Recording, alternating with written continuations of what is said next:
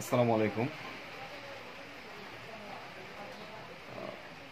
এই মুহূর্তে আমার হাতে একটি বাটন ফোন দেখতে পাচ্ছেন, সিম্ফনি L47 L47।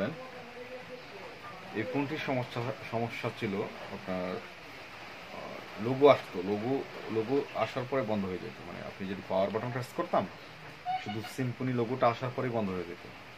ফ্লাশ করলেও হয় না বা অন্য কোনোভাবেই হয় না। তো অনুমানে ভেবেছিলাম ওয়াটার ড্যামেজ। তো পুরো মাদারবোর্ডটাই আমি ক্লিন করার পরে যখন হচ্ছিল না, তখনই সর্বশেষ রোগটা পাই হচ্ছে ক্যামেরাতে। ঠিক আছে, যেহেতু বাটন ফোন, কথাবার্তায় গুরুত্বপূর্ণ বেশি, ক্যামেরা গুরুত্ব কম, সেজন্য ক্যামেরাটা কেটে ফেলে দিলাম।